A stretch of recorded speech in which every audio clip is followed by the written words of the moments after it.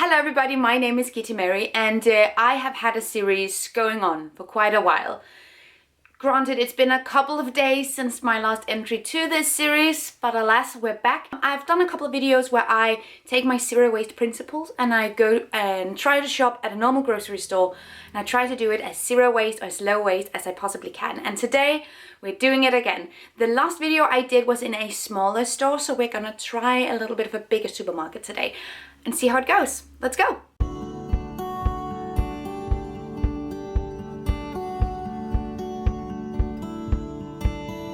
Now, one of the more common misconceptions about zero waste or low impact living is that you need a farmer's market and you need a bulk store in order to be successful in this lifestyle, or you need those things in order to enter and participate in this lifestyle. However, I'm here to tell you that is absolutely not the case. Only a tiny minority has access to bulk stores and farmers market, and I'm one of those people that are privileged enough that I do have both options in my local area, which I definitely appreciate. I also acknowledge at the same time though that not everybody has these options, and the idea of being able to shop more low impact or more low waste just in a normal supermarket is something that feels a lot more accessible to a lot more people, which is why I'm making this series and why I'm talking about these things in the first place. It's also to underline that perfection is in nowhere near the goal for zero waste or low waste living. It's about trying your best. It's about looking for the best options that are available to you and going with those things. So if you cannot shop completely 100% zero waste, do the best that you can. That's the overall premise and point of this video and of this series. Do the best that you can, and then you're doing more than enough. Okay, now let's actually go. The store I'm visiting today is the Danish chain Kvickly, and right off the bat they had quite a few package-free greens. I quickly found tomatoes, cabbage and cauliflower without any packaging, so that was a really good first sign. Whenever I'm shopping in a regular supermarket, I always find the package-free veggies first, and then I build my recipes around those rather than the other way around. This store had a big selection of discounted goods as well that were either overripe or had damaged packaging. And it's great to see that these things aren't being wasted, actually. This is my face when I realized they had bulk onions. The sheer and utter joy I'm experiencing here is unmatched. I brought a couple of small produce bags from home, so I grabbed a few onions in one of those bags and added the price tag sticker directly on the bag. If I don't have a bag with me, I also sometimes just slap the sticker directly onto the produce. I've never had any issues with that. Then I went on and found vegan mayo and tofu and glass. Also pretty excited about both those finds. For spices, they had these metal containers only with small seals in plastic. I reuse these containers at home actually, but as a disposable, it's probably not that sustainable, to be honest. They both have tomatoes in tins and in Tetra Pak. I go for tins usually, but Tetra Pak recently became recyclable in my local area, and I'm honestly pretty excited about that. And there are pros and cons to both types of packaging. I look for the highest recycling rate and usability in my home, but there are other parameters you can look at as well. Pasta is often pretty tough to find plastic-free, so when everything else fails, I go for cracked up lasagna sheets. If you're in doubt of whether or not there's plastic inside a cardboard box, give it the shake test. That way you can hear if the items inside are loose or not, and I think we're good to go on this one. Rice is pretty easy to find without plastic here, which is great. And I'm done. I was tempted to get bulk sweets. I even brought another bag and everything, but I do actually have snacks at home, so I made an adult decision. You.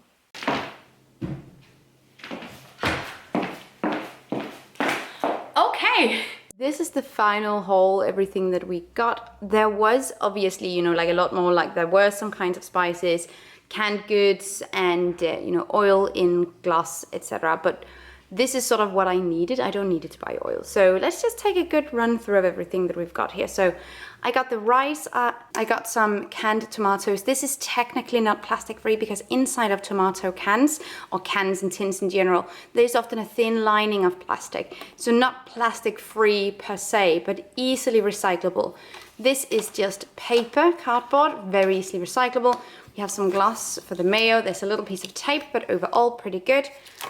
We have the garlic with a plastic tag, but luckily not wrapped completely in plastic, so I'll take what I can get at this point. We have an elastic band around the leek, but I'll just save this and reuse this for other things. On the onion there is a sticker, very, very small amount of plastic. By the way, shout out to this tote that is completely stained from a chili oil that leaked inside of it. So, amazing. No plastic there. Okay, cool. I'm honestly a little bit surprised that it was that easy. This was generally a really good store, but it also... Okay, moles. I'm honestly a little bit surprised, especially in terms of greens and fruit. A lot of things came without packaging or very minimal packaging, which is amazing to see.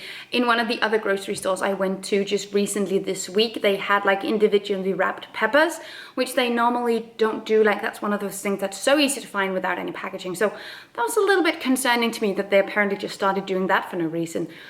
Other than that, this trip was great. I'm very impressed. Obviously, there's a lot of things that we can't really get without plastic. There is often a vegan section filled with a lot of like vegan substitutes, etc. And obviously all of that is wrapped in plastic. So this is going to be a very whole foodsy situation.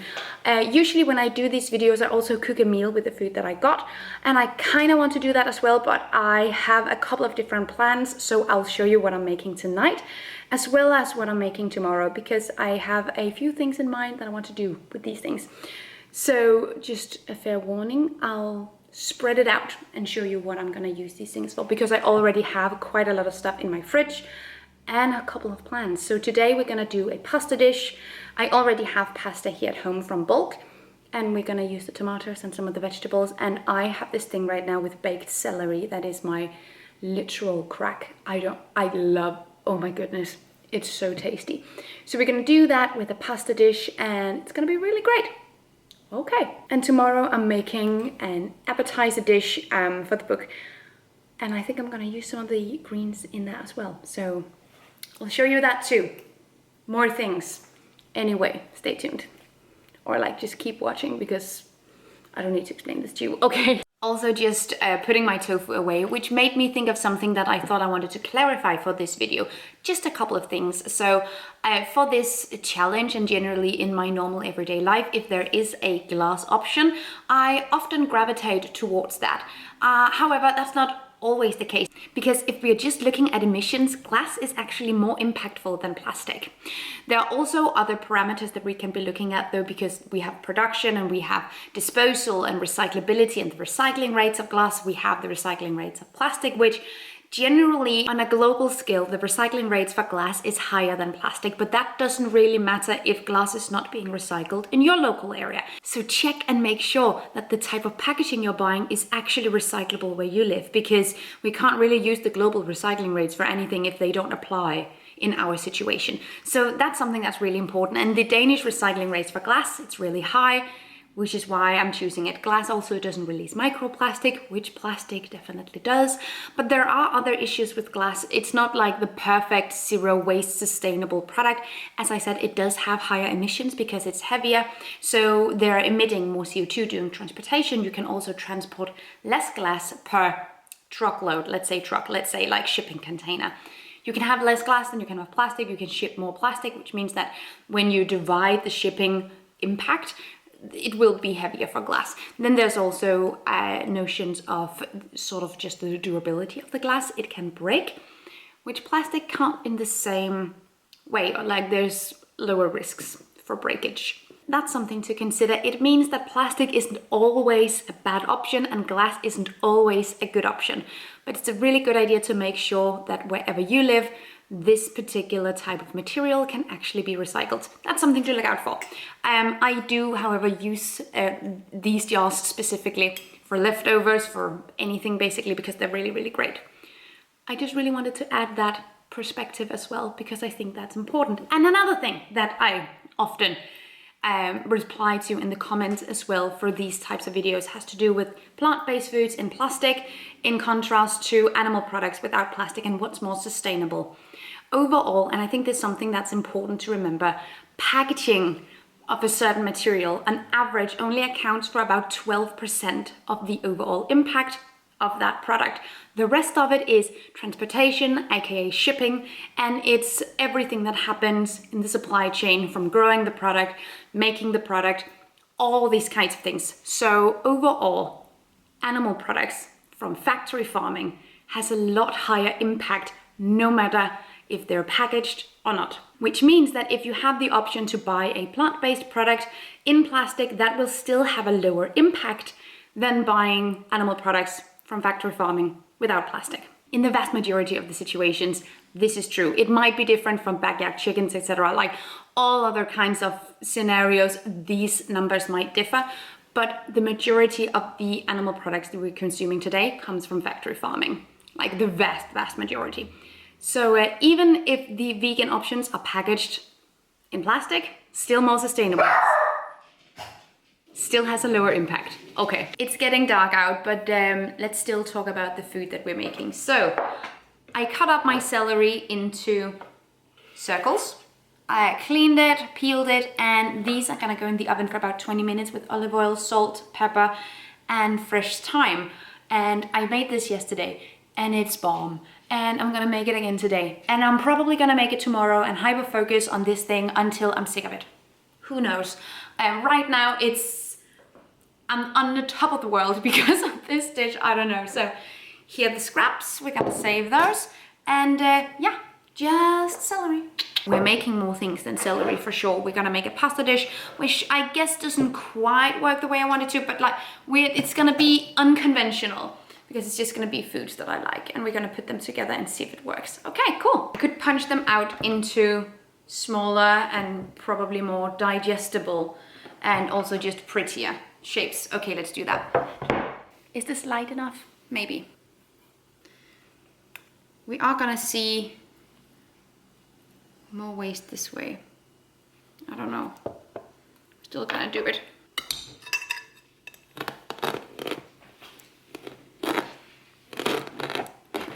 Nailed it. Nailed it.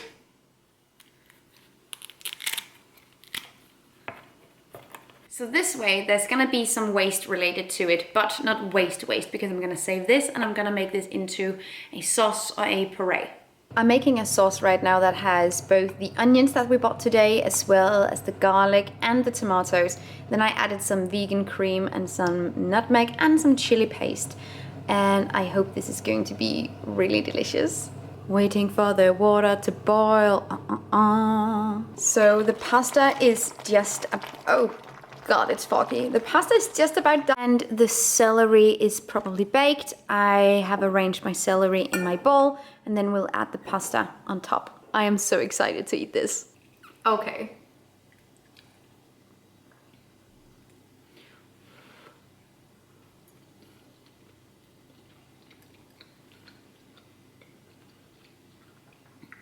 Oh yeah, and we need to try the celery as well. I love baked celery. I don't know. I love baked celery. Not the most appetizing plate in the whole world. It's just like brownish, beigeish colors, but taste-wise, we're just Oh, warm. Hello guys. Hello guys, it's a new day and I am getting started on today's dish. I'm going to take some pictures of it, hence why I'm cooking something that's gonna feel a lot like an evening dish in the middle of the day, because we're gonna do some pictures also for the book. Let me just explain to you what we're making, and then I'll introduce you to sort of where we are in the process. So I have an idea that I want to make 2 appetizers together, and we're gonna do like a picture where they're all arranged really neatly. The first one is a celery and potato crochet. I actually prepared them yesterday, so they're in the fridge right now and they just need to be reheated, which is super nice. And then we're making a stuffed Savoy cabbage filled with Savoy cabbage, onions, tofu from yesterday, and it's gonna be great. And then of course we're gonna put some garnishes on top. But that's sort of the overall plan for today. Check this out. I've divided my cabbage. I've used sort of the inner core in the filling. So here we have the filling. It doesn't look great now. We're just gonna fry it and then deglaze it in white wine. And then we have the outer sheets, so like the outer layers here. And we're gonna use these as a wrapping. So we're gonna wrap them up like a roulade. We're gonna do, I used my little nutmeg because I always use nutmeg. And then I save my veggie scraps and put them in the freezer. So here we have the potato and celery crochets that I prepared. They are super, super crispy and they're gonna be really great. I've already eaten quite a few of these. So these are the nice ones that are left. While I'm waiting for my flavors to really just get to know each other, and after I've deglazed in white wine, I'll also add tons of fresh herbs to sort of lift up the flavors a little bit and adds just a little bit more dimension. I have dill, I have watercress, and I have thyme. I'm gonna use all of those. And you can use whatever you like when you're cooking up something like this. But I love adding tons of herbs. I think it adds so many dimensions of flavor. If I did have basil, I would also have added that. So, but yeah. Now I'm prepping my celery again. Yes, I am for the 3rd day in a row making these celery steaks. I love them. I just added salt, pepper, thyme, and olive oil. And now they go into the oven for about 30 minutes. And it's some of the best things I've ever had. Like, it's really good. Okay, so let's check it. So to make the Savoy cabbage easier to work with, I just boiled it for 1 minute and then we're gonna transfer it into some ice water. I'm just gonna let the cabbage stay in the ice bath for about 1 minute to preserve the color. There we are. So they end up looking like this. They're gonna have like a really nice vibrant color. This is not Savoy cabbage. This is some palm cabbage that I had from my farmer's market. And we're just gonna use that as well. It's super nice. I specifically chose Savoy cabbage for this because I love the texture it has. I think it's really, really cool. So yeah, we're gonna do just there. There we are. Yeah. It's back on the celery. So I have my leftovers from the celery tournedos and I'm gonna cut this up and make it into a puree. But before I do that, I punched the very small bits out. That sort of works still with my little stainless steel shape. And we're gonna cut these really, really thinly and make some garnishes as small crisps to put on top. This fine. It's gonna be a great crisp. This dish is low-key gonna be celery in 12 different ways. I do, however, love doing that with dishes overall, like taking one ingredient and then using it in many different ways and like experimenting with many types of consistencies and ways of it incorporated into the dish. I think that's really fun. So I did one with carrot recently where I did like a gelatinous carrot cube. I did carrot powder on top. Then I did a carrot cream and a carrot crisp on the side. So tons of different ways of using that carrot. I think we're gonna do like the same thing with the celery now. Woohoo! Perfect. Look, there we go. Celery crisps. And crunchy and salty. And now I am prepping the celery puree. I just took some oat cream, some onion, garlic, and then the celery, chopped it up, and it's just gonna boil for a solid 45 minutes. Then it's ready to get pureed. I have my celery, it's all soft, so let's make a puree. I'm just gonna add some vegan butter and some of the vegan cream that the celery boiled in 1 sec. And there we go. I'm on the floor taking pictures of the first dish. We have celery puree both underneath the crisp and on top of it. The crisp is made from beet. Then we have dill and the potato / celery crochet. And the final dish is ready. I have the Savoy cabbage that's filled with the tofu and the cabbage. Underneath we have crisps made from celery, and on the very bottom there is the baked celery as well. And on top I made some vegan caviar with dill oil and my homemade stinging nettle powder, which is also on the bottom of the plate. Gorgeous. I just refinished the shoot. It went amazingly. I'm a little bit more fancy dressed now. I got these earrings recently in a thrift store and I love them. Just poured myself a glass of champagne because I had to open the bottle for the shoot. And I found the lighting cool. I already did a front cover, but it didn't really work for the theme of the book per se. So we're doing another one and I think it went a lot better. So now we're finally finished. Anyway, I think it was so much fun to let the ingredients from yesterday's supermarket versus zero waste challenge, play the main parts in the dishes that I did for today. I think they're super, super fun. And next time, I promise, I will do more like everyday food.